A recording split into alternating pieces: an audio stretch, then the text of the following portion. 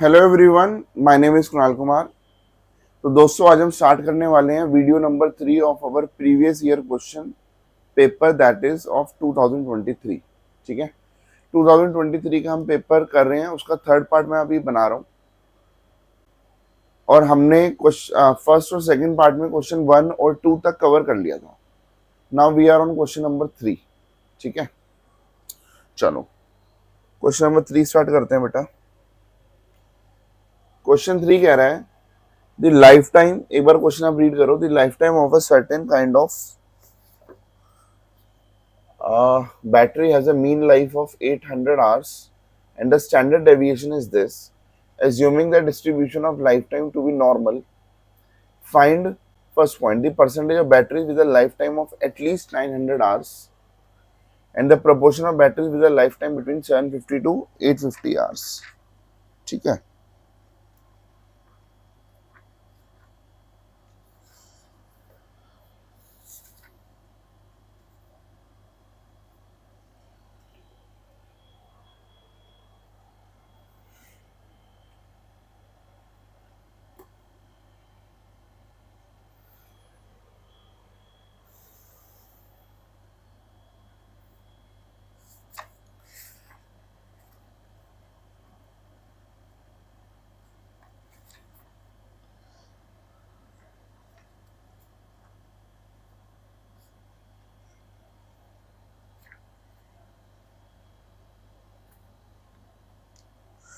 ठीक है बेटा, इस क्वेश्चन को करते हैं स्टार्ट। अच्छा, इस क्वेश्चन में मैं एक चेंज करा रहा हूं। ठीक है, इस क्वेश्चन में चेंज ये है कि भाई ये 400 कर देना इस 800 को, और मैं वो वाला आंसर करा रहा हूँ जो मैंने चेंज करा है। ठीक है, और ये 90 को कर देना 45। तो मैं वो वाला आंसर कर रहा हूँ, बाकी आप फिर 800 और 90 वाला क्वेश्चन बाद में कर लेना। ठीक है, assuming the distribution life time to be normal,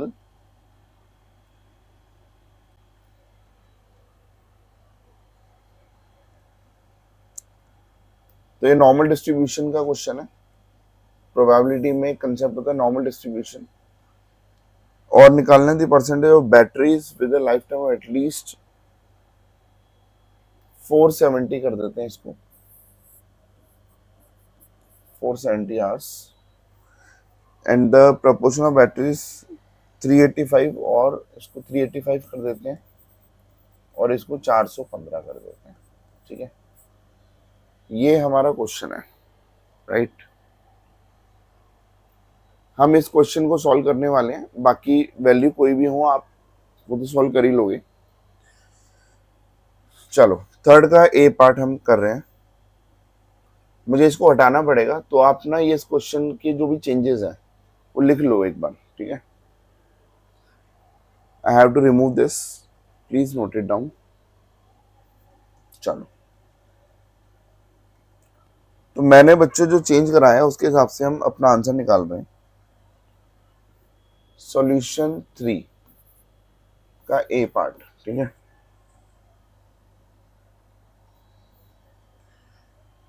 तो हम लेंगे बेटा let x denotes the life time of batteries, the life time of batteries. Let x denote the lifetime of batteries. X is normally distributed. X is normally distributed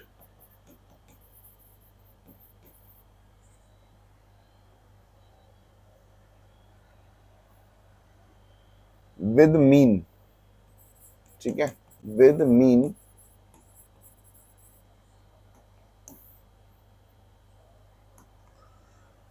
जिसको हम mu से denote करते हैं इसमें, is equal to 400 and standard deviation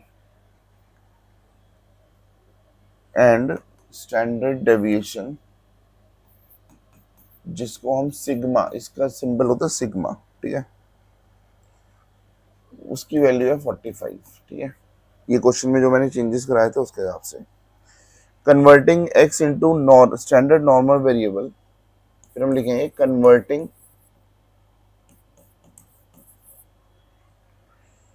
x into standard normal variable z, standard normal variable z by means of transformation, by means of transformation.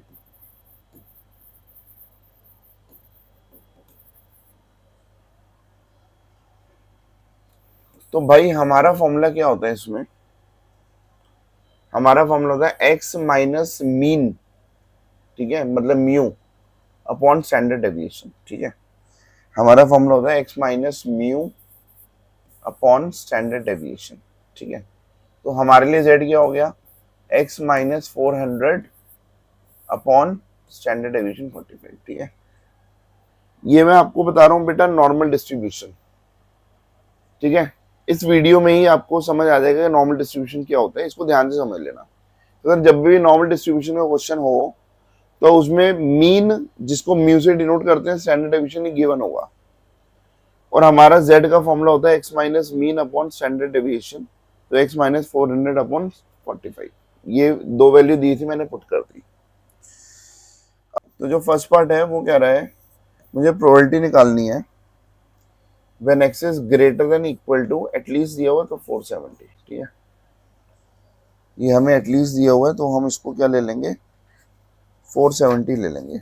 एक बार मैं question देख लेता हूँ एटलीस्ट वर्ड यूज हुआ है क्या, ठीक है, हाँ।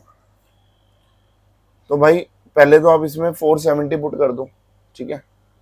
तो अगर मैं 470 पुट कर देता हूँ तो what is the value of z, ठीक है। तो मैं z निकाल लेता हूँ। तो बताओ z क्या हो गया, z हो गया 470 माइनस 400 अपॉन 45। तो जो z की वैल्यू आ गई बच्चों वो आ गई 1.56। तो मैं इधर लिखूंगा probability of z is greater than equal to 1.56। आपको ये बात समझ आ गई। ये जो आपका फॉर्मूला था इसमें x की वैल्यू 470 डाली तो आपका ये हो गया z is greater than equal to 1.56, ठीक है। अब इसको कैसे सॉल्व करते हैं, इसको हम थोड़ा सा समझने की कोशिश करते हैं। ये हमारा एक नॉर्मल कर्व होता है, हम इसको नॉर्मल कर्व यहाँ पे बना रहे हैं, ठीक है। ये मेरा नॉर्मल कर्व है ऐसे, ठीक है। इधर इधर होता है z इज इक्वल टू 0, इधर होता है बीचों बीच होता है z इज इक्वल टू 0, ठीक है। ये नेगेटिव होता है, पॉजिटिव होता है। अगर मुझे 1.56 चाहिए तो ये 1.56 इधर है, तो मैं इधर लिख दूंगा 1.56, ठीक है। और मुझे चाहिए क्या, मुझे चाहिए z is greater than equal to 1.56, ठीक है। तो मुझे ये वाला पोर्शन चाहिए, इधर से ध्यान से देखना, ये वाला पोर्शन, ठीक है। z is greater than equal to 1.56, right. तो मुझे अगर ये एरिया चाहिए तो बच्चों इसको हम कैसे निकालते हैं भाई, ये जो होता है ना, देखो ये जो लाइन होती है बीच की, इसके इधर 0.5 एरिया होता है, इसके इधर 0.5 एरिया होता है, ठीक है। तो मैं क्या करूंगा 0.5, ये टोटल एरिया जो है वो 0.5 है। इसमें से मुझे इस वाले एरिया को माइनस करना है, मुझे इसमें से इस वाले एरिया को माइनस करना है, ब्लू वाले को। समझ आ रही है, ये हमेशा लाइन के इधर 0.5 होता है, लाइन के इधर भी 0.5 होता है। तो मैं इधर का एरिया निकालने की कोशिश कर रहा हूँ येलो वाले का, तो टोटल 0.5 में से मैंने ये वाला एरिया माइनस करना है। समझ आ रही है, तो ध्यान से देखना मैं कर क्या रहा हूँ। तो इसमें से मैं माइनस करूंगा, इसमें से 0.5 में से प्रोबेबिलिटी ऑफ, ठीक है, 0 से 1.56 तक, ठीक है। तो मैं क्या माइनस करूंगा, z इज, ठीक है, greater than 0 and less than 1.56, ठीक है। ये मैं माइनस करूंगा। तो ये बात समझ आ गई, बस यही है आपके पॉइजन डिस्ट्रीब्यूशन में समझने वाला खेल, ठीक है। तो इसकी प्रोबेबिलिटी का आंसर ये आ रहा है, ठीक है। तो सर ये क्या हो गया 0.5 माइनस, सर ये कैसे निकलेगा। अब ये वाला जो आंसर है ना, ये पीछे टेबल से निकलेगा, ठीक है। सर टेबल क्या है भाई टेबल में एक टेबल दी होगी आपको या पेपर में दिया होगा, उसकी हेडिंग लिखी होगी, मैं इधर समझा देता हूँ, उसकी हेडिंग लिखी होगी area under standard normal curve. क्या लिखा होगा? Area under standard normal curve. ठीक है, ये टेबल दी होगी। ठीक है सर, टेबल में कैसे दिया होगा? इधर z दिया होगा और इधर z दिया होगा, तो ये ऐसे करके आपको ये टेबल दी होगी। ठीक है, ऐसे दिया होगा। ठीक है, तो सर इधर z की वैल्यू ये दी हुई है 0.0, 0.1, 0.2, 0.3, ऐसे चलती जाएगी 0.9 तक, फिर 1.0, फिर 1.1, 1.2। मैं आपको समझा रहा हूँ, ये टेबल दी होगी, राइट।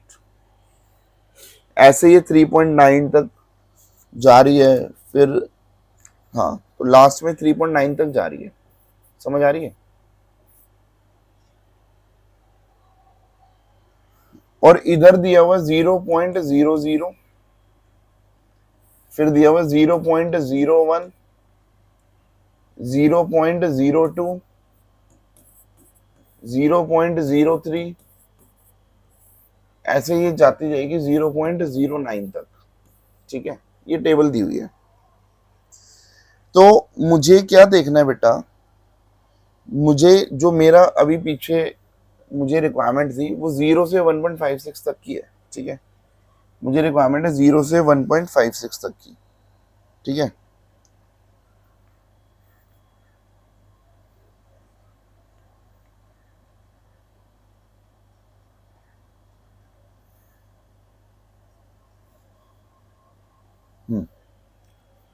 तो देखो इधर 1.5 भी आया होगा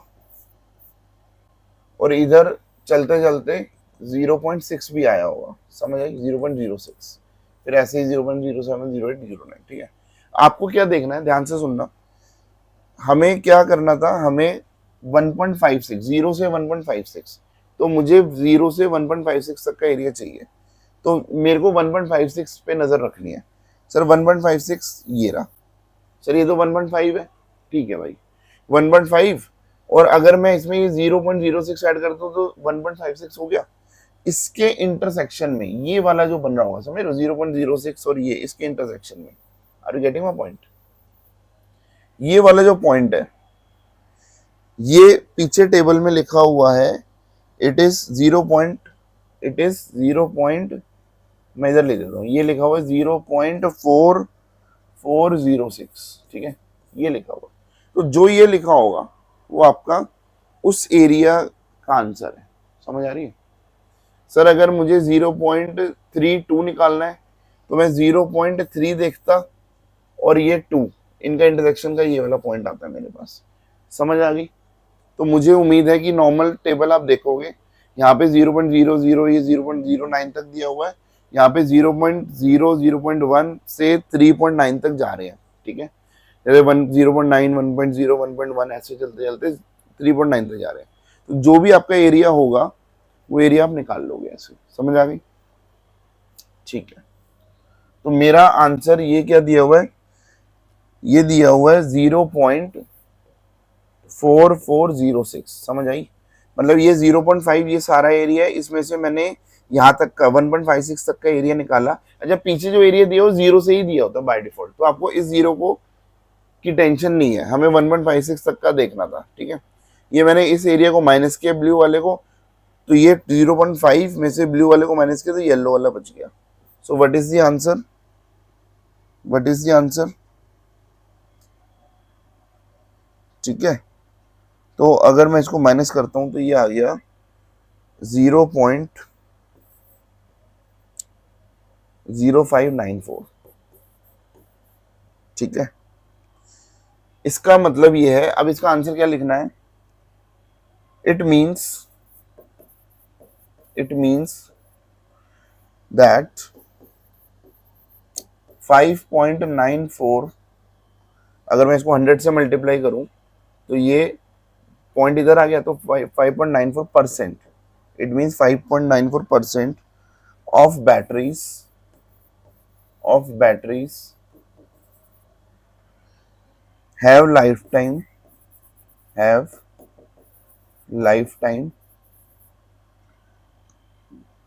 of at least 470 hours। समझ आ गई? अब ये आप कुछ भी निकाल सकते हो भाई, कुछ भी। ये मैंने 470 लिया है, पीछे 800 हो, आप कुछ भी निकाल दो। समझ आ रही है? आपको मैंने बता दिया नॉर्मल कर्व में कैसे हम निकालते हैं। ठीक है, ये वाला एरिया। फिर अगला पार्ट करना है हमें, तो इसको मैं थोड़ा सा स्क्वीज कर देता हूं। ये आप देख लो। अब मैं इसको इधर इधर कर देता हूं। ठीक है, I hope it is visible, right. चलो, अब सर हम करते हैं अगला पार्ट। ठीक है, सेकंड पार्ट क्वेश्चन में कह रहा है the proportion of battery with the life time between 385 and 415 hours. ठीक है, तो ये मेरे लिए मेन क्वेश्चन ये था, जेड ये। ठीक है, इधर लिख लेता हूँ, जेड है एक्स माइनस 400 अपॉन 45। ठीक है, तो 385 से तो मुझे प्रोबेबिलिटी जो निकालनी है वो है x जो है ग्रेटर देन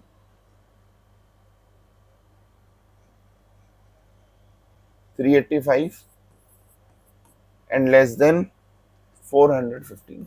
ठीक है, इसका मतलब मैं z की दो वैल्यू निकालूंगा।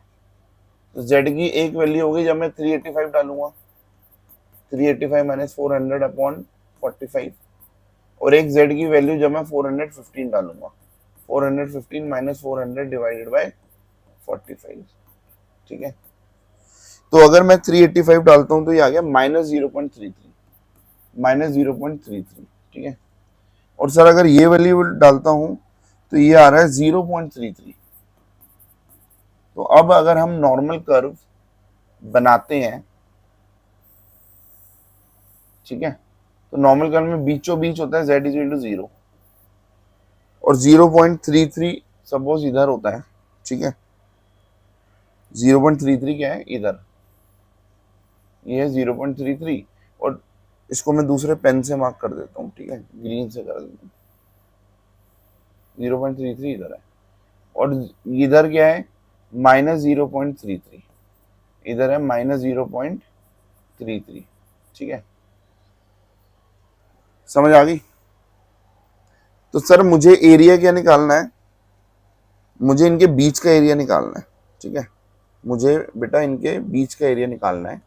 इसको मैं इस कलर के पेन से ऐसे डिनोट, मुझे ये वाला एरिया चाहिए। ठीक है, ये जो मैंने ग्रे कलर या जो भी कलर है, ठीक है, ब्राउन कलर, उसके मैंने एरिया करा हुआ। ठीक है, अब सर जब एरिया हम निकालते हैं, ठीक है, ये आपको समझ आ गया। जब हमें एरिया निकालना है तो मैं इधर प्रोबेबिलिटी पे आ जाता हूं। मुझे क्या चाहिए, मुझे चाहिए प्रोबेबिलिटी ऑफ, ये था मेरा आंसर।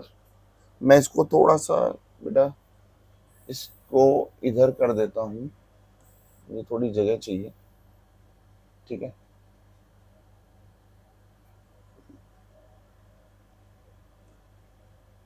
और इसको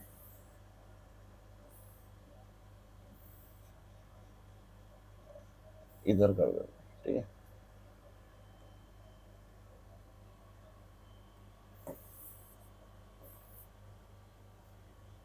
तो इसका मतलब क्या है बेटा, इसका मतलब है मुझे प्रोबेबिलिटी किसकी निकालनी है, जो z है, z की क्या वैल्यू आई -0.33 से लेस देन 0.33 तक। ठीक है, ये मेरा आंसर आया, क्योंकि x की वैल्यू अगर मैंने 385 डाली थी तो -0.33 आया, और पॉजिटिव डाली, सॉरी 415 डाली तो 0.33 आया। तो मुझे यहाँ से यहाँ तक का एरिया चाहिए। क्वेश्चन कह रहा है 385 का मतलब z जो है -0.33 है, और इसका मतलब 0.33 है। समझ आ रही है? सर ये कैसे निकालेंगे भाई, मुझे ना पॉजिटिव साइड का निकालना आता है, ध्यान से सुनना। तो मैं यहां से यहां तक का निकाल रहा हूं। ठीक है, तो मुझे एरिया क्या निकालना है, एक एरिया मुझे चाहिए, ठीक है, जीरो से जो z है वो क्या चाहिए, greater than zero, less than 0.33, ठीक है। और ये वाला जो एरिया है और ये वाला जो एरिया है सिमेट्रिक है, समझ आ रही है? या ये ऐसे सोचो, चलो ये वाला एरिया तो मैंने ले लिया, ठीक है, ये वाला एरिया मैंने ले लिया, मैं इस वाले एरिया का आंसर निकालना चाह रहा हूं। मैं आपको बस इस वाले एरिया का बता रहा हूं भाई, ध्यान से सुनना, ठीक है। अगर ये जीरो है, z is equal to zero, ठीक है, और आपको ये वाला एरिया चाहिए -0.33 है, तो इसका एरिया चाहिए। इसका एरिया कैसे निकालेंगे, ध्यान से सुनना। इसको राइट में शिफ्ट कर दो, क्योंकि पीछे टेबल में नेगेटिव वैल्यू नहीं दी हुई, तो हम क्या करेंगे, इसको राइट में शिफ्ट कर दो। तो मैं दूसरे पेन से ना इसको राइट में शिफ्ट कर रहा हूँ, देखना, ठीक है, दूसरे पेन से इसको राइट में शिफ्ट कर रहा हूँ। तो मैं अगर इसको राइट में शिफ्ट कर रहा हूँ सिमेट्रिकली, तो ये -0.33 का क्या हो जाएगा, +0.33, और ये एरिया ये वाला एरिया बन गया। बात समझ आ रही है? तो instead of finding this area, मुझे ये वाला एरिया निकालना है। ऐसे कोई भी एरिया होगा, जैसे मैं आपको दोबारा बता रहा हूँ, सपोज मुझे निकालना है, ये जीरो है, मुझे ये है -0.1, ठीक है, 0.13, ठीक है, मुझे ये वाला एरिया निकालना है। तो भाई मैं क्या करूंगा, इसके करस्पॉन्डिंगली इधर चला जाऊंगा, इसके करस्पॉन्डिंगली इधर चला जाऊंगा, और इधर भी +0.13 पे चला जाऊंगा। तो ये वाला जो एरिया है वो एरिया ये वाला एरिया बन गया, वो एरिया ये वाला एरिया बन गया। तो मुझे पॉजिटिव साइड का एरिया निकालना है, जो कि एरिया तो सेम ही होता है। अगर मैं सिमेट्रिकली इसको यहां शिफ्ट कर दूंगा तो एरिया सेम है, ठीक है। तो मुझे उम्मीद है ये बात आपको समझ आई होगी।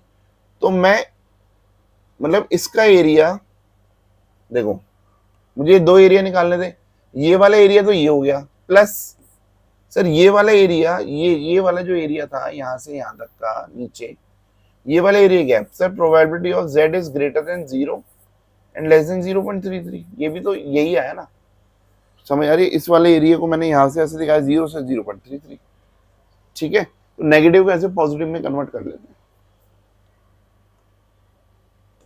तो भाई ये था, अब इसको कैसे सॉल्व करें, सर ये तो दोनों सेम ही हो गया, तो मैं इस वक्त लेता हूँ twice of probability of z is greater then 0 and less than 0.33, ठीक है, ये ट्वाइस हो गया।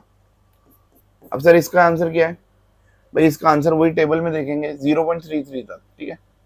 तो टेबल क्या होगी, 0.3 और ये 3, तो ये वाला जो आंसर होगा ये होगा 0.33 का आंसर, ठीक है। और ये आंसर क्या दिया हुआ है पीछे टेबल में, 0.1293, तो ये दिया हुआ है, इसकी वैल्यू क्या दी हुई है, 0.1293। इसको हम मल्टीप्लाई करते हैं तो ये आ गया 0.2586, 0.2586, समझ आई? अब इसका आंसर क्या है, सेम ऐसे ही 100 से मल्टीप्लाई करो तो ये हो गया 25.86%, और आप आंसर लिख देना, it means that 25.86% of batteries have lifetime of 380 between 385 to 415 hours। समझ आ गई? ऐसे आप सेंटेंस लिख दोगे। तो मैंने बेटा ये नॉर्मल डिस्ट्रीब्यूशन अगर जिसको नहीं आता था तो उसको मैंने पूरा समझाने की कोशिश करी है, थोड़ा सा मैं भी स्लो हो गया इस वीडियो में ताकि चीजें मैं थोड़ा और क्लियर कर पाऊँ, राइट। तो अगर आपको कोई भी एरिया निकालना है तो मुझे यकीन है आपको समझ आ गया होगा, ठीक है। चलो अब हम चलते हैं, अच्छा ये वाला क्वेश्चन हो गया हमारा, ठीक है, इट वॉज, ठीक है। अब आप वैल्यूज जो मैंने जिस वैल्यू पे निकाली, अब आप कोई भी वैल्यू पे निकाल लो, कोई टेंशन नहीं है, ठीक है। फिर आता है क्वेश्चन 3 का बी पार्ट। क्वेश्चन 3 का बी पार्ट बेटा पढ़ते हैं। क्वेश्चन 3 का बी पार्ट क्या कह रहा है, सर ये कह रहा है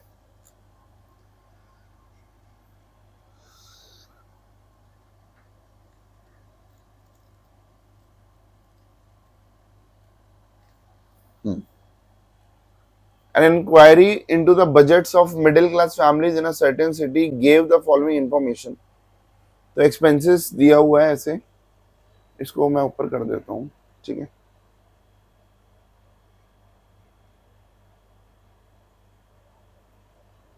I hope it is visible, B part, ठीक है।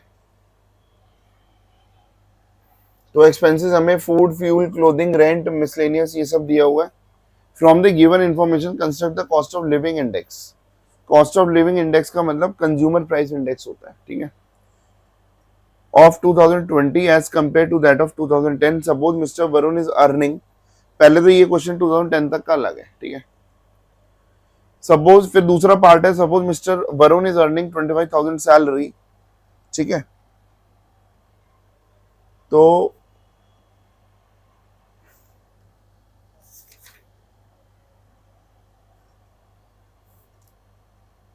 ठीक है भाई, चलो इस क्वेश्चन को मैं यहां पे समझाता हूं। आप एक बार क्वेश्चन रीड कर लो, ठीक है, कि हमारे पास क्या क्या है, food, fuel, clothing, rent, miscellaneous ये सब दिया हुआ है, ठीक है। और प्राइस ये P0 हो गया, ये P1 हो गया, ठीक है। और कंज्यूमर प्राइस इंडेक्स बताना है, ठीक है। और सर वेट भी दिए हुए हैं हमें। सर वेट क्या है, ये 30, समझ आ रही है, ये वेट दिया हुआ 30% है ना, तो 30, 15, 20 ये वेट दिया हुआ है, ठीक है। या मैं इधर ही सॉल्व करके बताऊं आपको, ठीक है। चलो इधर सॉल्व कर देता हूं। देखो हम इधर ऐसे बना देंगे, फूड, ठीक है, फ्यूल, क्लोथिंग, रेंट, मिसलेनियस ऐसे बना दूंगा। इधर ये हेडिंग आ जाएगी P0, आप लिख दोगे प्राइस इन 2010, और इधर P1 आ जाएगा प्राइस इन 2020, ठीक है। पूरा लिख देना, मैं तो शॉर्टकट में लिख रहा हूँ, ठीक है। फिर आप एक कॉलम बनाओगे, क्योंकि भाई इसका फॉर्मूला क्या होता था सर, इसका फॉर्मूला आपने बताया हुआ है, कंज्यूमर प्राइस इंडेक्स का फॉर्मूला बताया हुआ है। मैं इधर फॉर्मूला लिख देता हूँ, summation W P1 upon P0 into 100, ठीक है, डिवाइडेड बाय समेशन W। बस ये फॉर्मूला है भाई, वैल्यू निकाल लो। और मुझे W दिया हुआ है सर, W भी दिया हुआ है सर, ये कितना दिया हुआ है, फूड का W मुझे दिया हुआ है 30, 15, 20, 10, 25 ऐसे दिया हुआ है। ये P1 P0 ये सब दिया हुआ है, ठीक है, समझ आ रही है। ये हो गया 1400, 270, 700 ऐसे, ये भी ऐसे बना लोगे। तो सर अब आपको चाहिए summation of W into this, तो पहले P1 अपॉन P0 इंटू 100 निकाल लोगे। तो मैं एक कॉलम बना लूंगा जिसका नाम होगा P1 अपॉन P0 इंटू 100, ठीक है, मतलब this divide by this into 100 कर करके मैं 4 वैल्यूज बना दूंगा। फिर एक कॉलम बना दूंगा जिसमें लिखूंगा W into P1 upon P0 into 100, मतलब इन दो कॉलम को मल्टीप्लाई करके इधर लिख दूंगा। इसका जो समेशन आएगा ऊपर लिख दो, समेशन W का जो समेशन आएगा उसको नीचे लिख दो, बस खत्म कहानी। इतना इजी है, समझ आ रही है। चलो ठीक है, मुझे उम्मीद है ये आपको फॉर्मूला समझ आ गया होगा, ठीक है। कंज्यूमर प्राइस इंडेक्स बहुत इंपॉर्टेंट होता है भाई, कंज्यूमर प्राइस इंडेक्स को ही बोलते हैं कॉस्ट ऑफ लिविंग इंडेक्स, ठीक है, कंफ्यूज मत होना। अब क्वेश्चन आगे क्या कह रहा है, क्वेश्चन कह रहा है mister Varun is earning 25,000 salary, ठीक है। तो अगर वो 25,000 सैलरी अर्न कर रहा है इन 2010, ठीक है, what should be his salary hike in 2020 to maintain the same standard of living। तो भाई आपका जो भी आंसर आया, ठीक है, आपका जो भी आंसर आया, मतलब मैं इसका इसका आंसर बता रहा हूं कि भैया अगर वो 25,000 रुपए 2010 में कमा रहा है, तो उसको 2020 में कितने रुपए कमाने हैं ताकि उसका स्टैंडर्ड ऑफ लिविंग सेम रहे, ठीक है, ताकि उसका स्टैंडर्ड ऑफ लिविंग सेम रहे, ठीक है। इस बात को हम ऐसे समझते हैं, जो भी आपका CPI आया था, कंज्यूमर प्राइस इंडेक्स, ठीक है, या कॉस्ट ऑफ लिविंग इंडेक्स, कुछ भी नाम दे दो, तो जो भी कंज्यूमर प्राइस इंडेक्स आया था डिवाइडेड बाय करो 100, ठीक है, डिवाइडेड बाय 100 करो और उसको मल्टीप्लाई कर दो 25,000 से। ये जो आंसर होगा ना, ये इसका आंसर है, what should be salary in 2020, ठीक है। तो ये आपको 25,000 से मल्टीप्लाई करना है, समझ आई। तो जो भी आपका आंसर है, फॉर एग्जाम्पल मैं एग्जाम्पल ले रहा हूँ, सपोज आपका आंसर 29,000 आया, ठीक है। तो इसका मतलब ये है कि भैया 2020 में उसकी सैलरी में 4,000 रुपए का हाइक होना चाहिए, ताकि उसका स्टैंडर्ड ऑफ लिविंग हमेशा सेम रहे, ठीक है, जैसा 2010 में था। बस कहानी क्लियर है। तो अगर इसका जो सेकंड पार्ट है उसका आंसर ये है, जो आपने सीपीआई, कंज्यूमर प्राइस इंडेक्स या कॉस्ट ऑफ लिविंग इंडेक्स, एक ही बात है, ठीक है। इसको ये सीपीआई बोल दो या कॉस्ट ऑफ लिविंग इंडेक्स बोल दो, तो दिस डिवाइड बाय 100, ठीक है, इंटू 25,000, तो हम इससे आंसर निकाल लेंगे, ठीक है। चलो ये भी हमारा यहाँ पे हो गया है, ठीक है। अब हम चलते हैं अपने नेक्स्ट क्वेश्चन पे। तो हमने थर्ड के मेन क्वेश्चन के दोनों पार्ट कर लिए, अब हम थर्ड का और चल रहे हैं, और पे बात कर रहे हैं। During a survey of road safety, it was found that 70% of accident occur at night and 60%, ठीक है भाई, ये 60 लिखा हुआ है, ठीक है, शायद आपको यहाँ पे नजर नहीं आ रहा होगा, थोड़ा सा स्कैनिंग करने में वो पेज अंदर की तरफ होता है ना। 60% are alcohol related and 38% are alcohol related as well occur at night. मतलब 70% एक्सीडेंट रात में होते हैं, 60% एल्कोहल रिलेटेड होते हैं, और 38% एल्कोहल रिलेटेड भी होते हैं, और वो वाले एल्कोहल रिलेटेड होते हैं जो रात में होते हैं। तो 3 डेटा हमें दिया हुआ है। What is the probability that an accident was alcohol related given that it occurred at night? ठीक है, तो ये कंडीशनल प्रोबेबिलिटी वाला क्वेश्चन है। गिवन दैट मतलब मुझे कुछ गिवन है और मुझे किसी की प्रोबेबिलिटी निकालनी है, ठीक है। तो ये क्वेश्चन आप रीड करो एक बार, और इसके आंसर पे हम चलते हैं।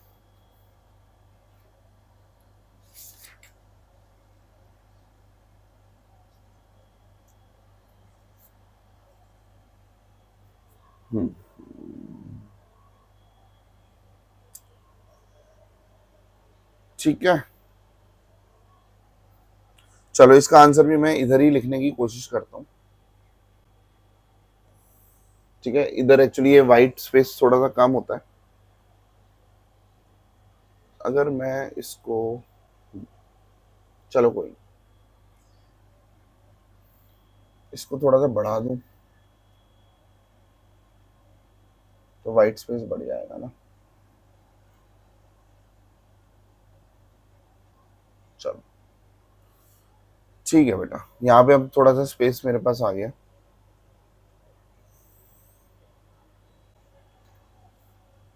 भाई ये 70% लिखा है, ये 60% लिखा है, दिस इज 60, ठीक है। मैं इसमें वैल्यू चेंज नहीं कर रहा, जो वैल्यू लिखी है वही लिख रहा हूँ, ठीक है। और ये 38% लिखा है, वो दिख नहीं रहा था इसलिए मैंने उसको लिख दिया। मैं दोबारा से इसको लिख देता हूँ, ये 60% है, ठीक है। चलो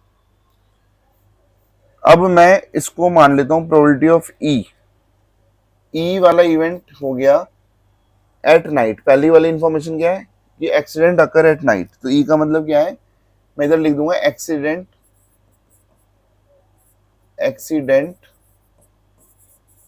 अकर एट नाइट। और एफ का मतलब क्या है, एल्कोहल रिलेटेड, ठीक है। एक्सीडेंट्स आर एल्कोहल रिलेटेड, ठीक है, डन है। और ये ई इंटरसेक्शन, अब मुझे क्या क्या दिया हुआ है भाई, मुझे प्रोबेबिलिटी ऑफ ई दिया हुआ है सर, नाइट में होने के कितने चांसेस होते हैं, प्रोबेबिलिटी है 70%, ठीक है। प्रोबेबिलिटी ऑफ एफ कितना दिया हुआ है सर, ये दिया हुआ है, एफ का मतलब एल्कोहल रिलेटेड है 60%। तो सर मुझे probability of E intersection F कितना दिया हुआ है, तो सर ये मुझे 38% दिया हुआ है। भाई कोई टेंशन ही नहीं है, मुझे क्या निकालना है, व्हाट इज द प्रोबेबिलिटी, जो निकालना उसको ऊपर रखेंगे, that an accident was alcohol related. Alcohol वाला क्या था, ई या एफ, एफ था, तो एफ की प्रोबेबिलिटी निकालनी है when E has already occurred. E का मतलब ये गिवन है कि नाइट में हुआ, नाइट वाला क्या था ई, तो जो गिवन होता है उसको नीचे रखते हैं। और आपको पता है इसका फॉर्मूला क्या होता है, probability of F intersection E, F ऊपर है तो F intersection E upon probability of E. बताओ probability of F intersection E दिया हुआ है, हाँ सर दिया हुआ है, ठीक है। इसकी वैल्यू डाल दो और ई की वैल्यू डाल दो, बस आंसर आ गया। बहुत इजी है, समझ आई। मैं इसको मिटाने वाला हूँ तो प्लीज आप इसको नोट डाउन कर लो, ठीक है। फिर आता है what is the probability that an accident did not occur at night. अब मुझे इसमें क्या निकालना है, मैं इसको हटा रहा हूं बेटा, ठीक है।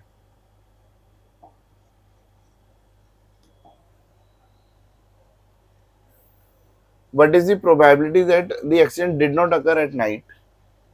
तो मुझे क्या कि नाइट में नहीं हुआ, नाइट वाला क्या था, नाइट वाला ई था, तो मुझे ई नॉट की प्रोबेबिलिटी निकालनी है। नहीं होना मतलब नॉट, नॉट मतलब ये बार से हम डिनोट करते हैं, ठीक है। Given that it was alcohol related, alcohol क्या था, एफ था, तो मुझे ये फॉर्मूला निकालना है।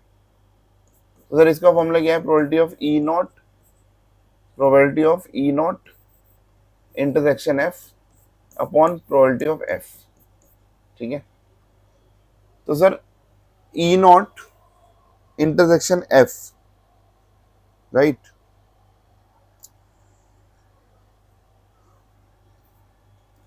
तो मैं पहले आपको ये समझा दूं कि भाई probability of E not intersection F क्या होता है, इसकी वैल्यू निकाल लेते हैं, ठीक है। इसका मतलब होता है probability of F minus probability of E intersection F, ठीक है। Probability of F minus probability of E intersection F, ये मैंने आपको ऑलरेडी कंसेप्ट समझा रखा है, ठीक है। मतलब मुझे केवल एफ चाहिए, ई नहीं चाहिए। तो एफ में से देखो, अगर मैं वेन डायग्राम के हिसाब से आपको समझाऊं तो ये है ई, ये है एफ। तो कह रहा है मुझे ई नॉट, ई नहीं चाहिए, एफ चाहिए, तो इसमें से वो वाला पोर्शन चाहिए जिसमें केवल एफ है, तो और ई नहीं होना चाहिए। सर अगर ये वाला भी ले लिया, ये भी तो एफ है, बट अगर ये वाला ले लिया मैंने, डॉट वाला एरिया ले लिया, तो इसका मतलब उसमें ई भी आ गया, बट ये कह रहा है, क्लियरली कह रहा है ई नहीं चाहिए, इसका मतलब ये शेडेड एरिया चाहिए। तो ये वाला एरिया क्या कह रहा है, एफ ले लो, और एफ में से ई इंटरसेक्शन एफ, ये डॉटेड था ना, ई इंटरसेक्शन था, उसको माइनस कर दो। समझ आई। तो मुझे उम्मीद है ये आपको ये वेन डायग्राम से ये समझ आ गया होगा, ठीक है। इसको मैं रब कर देता हूँ, राइट। तो बताओ क्या होगा। सर एफ मुझे दिया हुआ था क्वेश्चन में, प्रोबेबिलिटी ऑफ एफ, एफ मतलब एल्कोहल रिलेटेड, वो दिया हुआ 60%, 60/100 माइनस इन दोनों का इंटरसेक्शन दिया 38/100। तो सर 60 माइनस 38, तो ये हो गया 22/100, ठीक है। बस इसकी वैल्यू 22/100 डाल दो, एफ का मतलब आपको पता ही है 60/100, वैल्यू डाल दो, आंसर आ गया। ये दोनों पार्ट हो गए, बहुत इजी है, बहुत इजी है। ये कंडीशन, ये गिवन, ये कंडीशनल प्रोबेबिलिटी है, ठीक है। सर कंडीशनल प्रोबेबिलिटी मैंने प्रॉपर वीडियो बनाई हुई है, प्रॉपर वीडियो बनाई हुई है, आप उसको जाके देख सकते हो, ठीक है। चलो अब सर ये वाला क्या है, अरे भाई Laspeyres Paasche's Fisher's, ये आपको बता रखा था, ठीक है। जब हमने इंडेक्स नंबर वाली वीडियो जरूर देखनी है, उसमें 3 मेथड ही आते हैं, वैसे हमने 7 मेथड करे थे, बट 3 मेथड सबसे इंपॉर्टेंट होता है। ये है, इसको भी यहीं बता देता हूँ, ठीक है, इसको भी यहीं बता देता हूँ भाई। ये दिया हुआ है, देखो ये दिया हुआ है ABCDE, ठीक है। फिर आप ये P बेस ईयर है तो P0 दिया हुआ है, फिर ये दिया हुआ है Q0, ठीक है। जो बेस ईयर होता है, पुराने साल होते हैं, 0 से डिनोट करते हैं, ठीक है। ये आपको सारा डेटा दिया हुआ है, ठीक है। फिर आपको P1 दिया हुआ है और आपको Q1 दिया हुआ है, ठीक है। अच्छा, ये एक्सपेंडिचर दिया हुआ है भाई, तो बेसिकली मुझे P1 Q1 भी चाहिए था। सर ये क्वांटिटी तो दी हुई है, क्वांटिटी तो दी हुई है। क्वांटिटी का मतलब देखो, ये है P0 हो गया, ये Q0 हो गया, ये Q1 हो गया, लेकिन यहाँ पे प्राइस नहीं है, समझ आई। तो भाई अगर मुझे प्राइस निकालना हो तो मैं निकाल लूंगा। Sir price into quantity is equal to expenditure होता है, मतलब अगर मैं यहाँ पे देखूं तो भैया P1 into Q1 is equal to expenditure होगा, तो यहाँ पे एक्सपेंडिचर, समझ आ रही है। इस फॉर्मूले में वैल्यू डालता रहूंगा, क्वांटिटी वाले 88 लिख दो, एक्सपेंडिचर वाले 792 लिख दो, P1 आ जाएगा। तो आप इस डेटा और इस डेटा को यूज करके P1 निकाल सकते हो, ठीक है। P1 आप यहां से निकाल सकते हो।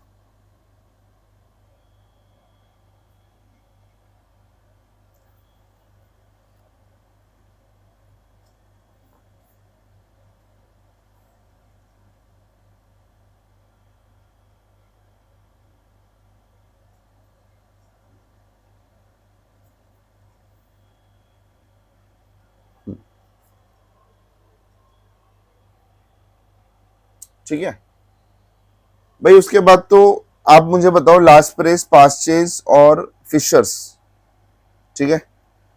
तीनों के लिए हमें फॉर्मूला लगाना है, और फॉर्मूला ऐसे ही होता है P1 Q0 अपॉन P, समझ आ रही है। तो ऐसे कॉलम बनाने पड़ेंगे, P1 Q0, जब P1 Q1 आ गया तो एक कॉलम बनाओ P1 Q0, ऐसे बहुत सारे बहुत जो भी फॉर्मूले में वैल्यू चाहिए वो आप कॉलम बनाओ और फॉर्मूले में वैल्यू डालनी है, समझ आ रही है।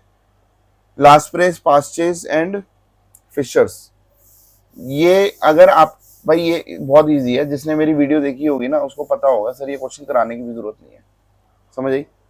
तो अगर आपको ये सपोज नहीं आ रहा, ये मैंने आपको बता दिया, इसका मतलब है ये, ठीक है। तो आप इससे P1 निकालो और आपका तीनों फॉर्मूले क्या, साथ के साथ फॉर्मूले आपके बन जाएंगे, ठीक है। आप वीडियो देख लो, उसमें कवर हो जाएगा, ठीक है। तो we have done question number 3, ठीक है। We have done question number 3। ये वीडियो हमारी कितनी लंबी हो गई भाई, ये 47 मिनट की हो गई है, ठीक है। चलो इस वीडियो को यहीं पे विराम देते हैं, फिर फोर्थ क्वेश्चन और फिफ्थ क्वेश्चन को जल्दी जल्दी निपटाने की कोशिश करता हूँ, क्योंकि क्वेश्चन बहुत ज्यादा हो गए ना भाई हमारे लिए। एक क्वेश्चन का मतलब मान के चलो 5-5 6-6 क्वेश्चन हो रहे हैं, ठीक है। एक क्वेश्चन का मतलब 5-5 6-6 क्वेश्चन हो रहे हैं हमारे लिए, क्योंकि वो कर रहे हैं उसको और कर रहे हैं, और हर क्वेश्चन में 2-2 3-3 पार्ट है, राइट। चलो इसलिए थोड़ा सा टाइम लग रहा है। मुझे उम्मीद है आप समझ पा रहे होंगे कि हाँ भाई मुझे अगर ढंग से कराना है तो थोड़ा टाइम तो लगेगा, ठीक है। चलो thank you so much, see you in the next video, bye.